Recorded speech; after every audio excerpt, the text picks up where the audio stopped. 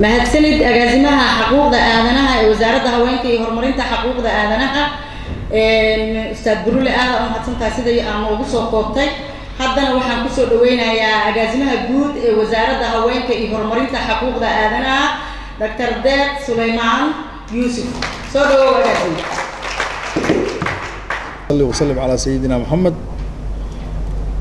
وزيرك وزارة هوينك مروة ديق ياسين xubnaha labada gole xildhibaanada sharafta leh iyo wasiirada kale oo nala jooga xildhibaanadii hore ururada bulshada bahda saxaafadda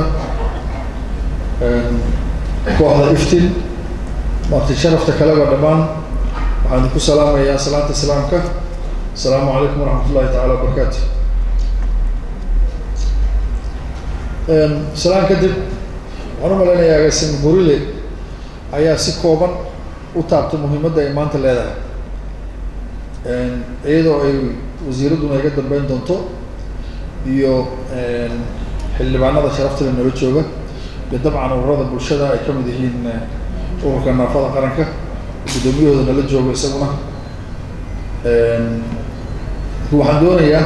inaan laba eray u yiraahdo anigu insha Allah maanta siduu ustaad Burule sheegay waa maalin weyn maanta oo kale muddo hadda 70 sano laga joogo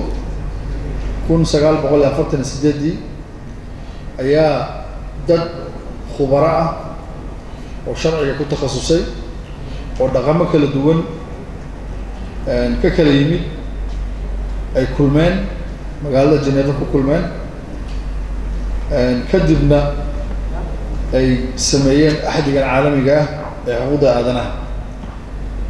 maalintaas waxaa asaaska loo sameeyey 30 qodob oo ka kooban tahay baahida xuquuqda aadanaha oo qofka bini'aadamku u baahan karo iyadoo dadka Ilaahay uu hore u siiyay diinta islaamka inoo sheegtay haddana cilmiyan ayay u faaqideen qodobadaasna ka soo saareen qodobadaas waxa ku cad in dadka bini'aadamka ay siman yihiin ummadda Ilaahayna ay siman yihiin oo laga siman yahay xuquuqda qofka diinta xaq u leeyahay xuquuqda uu leeyahay luqadiisa xuquuqda uu leeyahay lahajadiisa xuquuqda uu leeyahay qoyska uu ka soo dhashay xuquuqda uu leeyahay waxbarashadiisa xuquuqda uu leeyahay caafimaadka iyo wax kasta oo bini'aadana oo basic needskiisa ah qof bini'aadana u baahdo in bini'aadanka u siman yihiin Ilaahay subhanahu wa ta'ala ba hore anaga inoo sheegay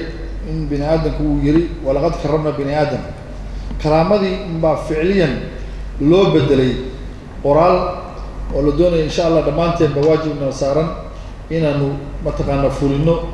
oo aanu dhamaanteen higsanayno muxuu ahaa sharcigaas waqtigaas soo baxay wuxuu runtii qeexayaa oo runtii markaad akhriso aad u kurgasho ku cadeynaya in sharcigaasi uu kor u qaadayo tayada qofka bini'aadanka karaamada qofka bini'aadanka muxuu ahaa bulshada soo noolaa qofka bini'aadanka dadka bini'aadanka si ay isula dhaqmi lahaayeen dawladaha caalamka si ay isula dhaqmi lahaayeen waxaan u maleynayaa anagu haddaan Soomaali nahay maanta maalin weyn bay inoo tahay haddaan la iska indhatiraynin waxaan ognahay asaaska u weyn musiibadii nagu dhacday inay asaas u ahayd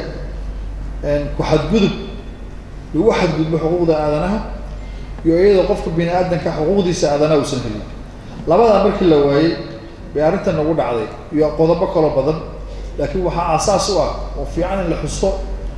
in waxyaabaha ugu weyn ee qabsaday inay asaas u ahayd markii la waayay xuquuqda aadanaha maanta waxaa sharaf inoo ah inay socoto geedi socodkii lagu soo xulayay guddiga komishanka madaxa bannaan ee xuquuqda aadanaha oo hawshooda gabagabo marayso wasiiradda baa dabcan la joogta oo inoo faaqidi doonta iyadoo ay martina inoo yihiin guddigii farsamo soo xulista laftigooda ay maanta marti halka inoogu yihiin marka waxaa muhiima inaan xusno maanta tobanka December maanta ilaa 10 December 2018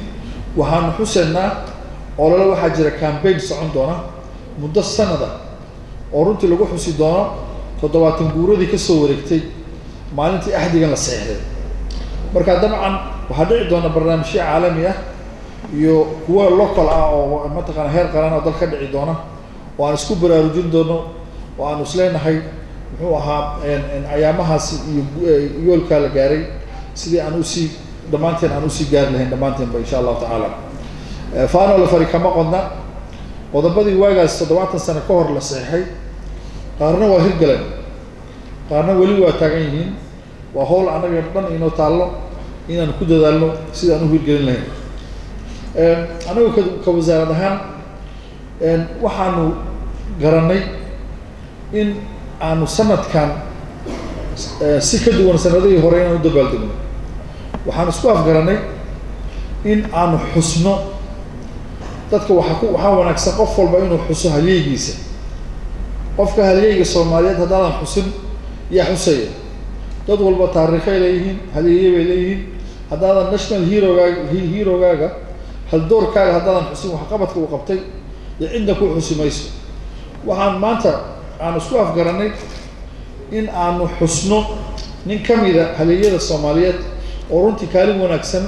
ka soo qaatay u dagaalanka xuquuqda caalamiga heer qaran iyo heer caalamiba waxaan rabnaa inaan xusno oo xasuusano halyeeyada dadkaaga ee u soo dagaalamay xuquuqda aasaasiga ee bini'aadamka marka iyadoo marka siyaasaddaas cusub aanu qaadanay aan ka amba qaadano waxaan sanadkan xuseenna hadduu ilaahay yidhaahdo ilaahay ha u naxariistee Ambassador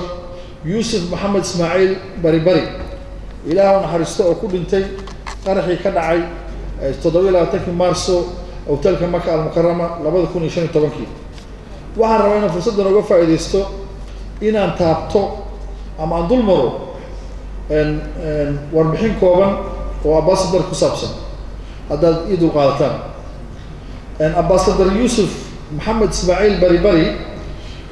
waxa uu ahaa qof kaalin weyn ka qaatay horumarinta xuquuqda aadanaha guud ahaan iyo tagaar ahaaneedba meelmarinta arrimaha khuseeya sharciyada xuquuqda aadanaha ee Soomaaliya Ambassadorku wuxuu ku dhashay magaalada Bologna ee dalka Talyaaniga 1960 waxaana ku barbaaray dalka Talyaaniga oo ku soo qaatay waxbarashadiisa Ambassadorku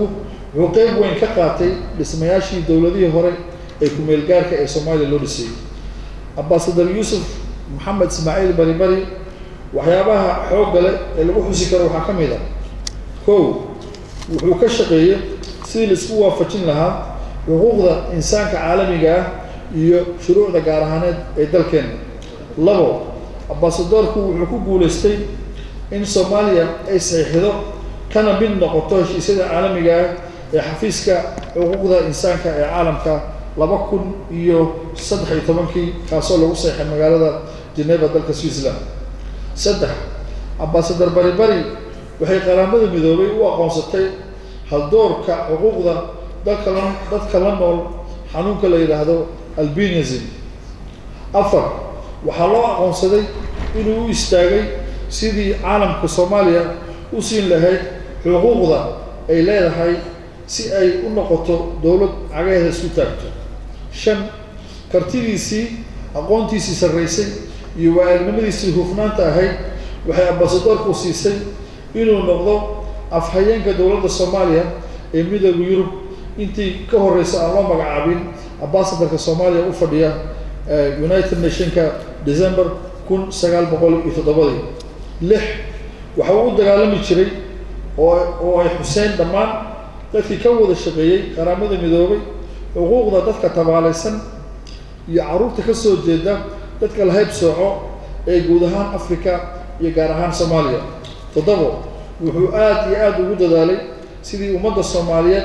ay u heli lahayd xuquuqdeeda nololeed kuwaasoo ragaadiyay ama ay la hartay dagaallo iyo dawlad la'aan muddo dheer isla markaasna la kulmay nooc kasta oo xadgudub oo xuquuqda insaanka ah. dabcan laguma soo koobi karo waxyaabaha Soomaaliya iyo caalamka iyo adduunka aan ku xasuusan karno Ambassador Bari qodobo maalin ama laba maalmood lagu xusi karo, laakiin waxaan rabnaa inaan waqti walba is xasuusino hal doorka ummadeena iyo dadka u istaagay inay u doodaan xuquuqda ummadda caalamka iyo xuquuqda ay leeyihiin ummadda Soomaaliyeed. ugu dambeyntii ambassadorku wuxuu noloshiisa oo dhan ku qaatay sidii ummadda Soomaaliyeed ay u heli lahaayeen xuquuqdooda oo Ilaahay u abuuray. waxaan caan ku ahaa u doodidda xuquuqda carruurta, haweenka iyo dadka laga tira badan yahay ee Soomaaliya. waxa uu ahaa Ambassador Yusuf qof si isku mid ah loogu wada yaqaanay Soomaaliya iyo caalamka intiisa kaleba. Ambassadorku ma ahayn qof u dooda xuquuqda dadka Soomaaliyeed oo kaliya, laakiin awoodiisa aqooneed, kartidiisa waxay gaarsiisay inuu u doodo xuquuqda dadka kale ee caalamka ku nool. tusaale ahaan wuxuu qayb lixaad ka qaatay u doodidda xuquuqda dadka Eritrea. Ambassador Bari waxay UN u aqoonsatay hal doorka arrimaha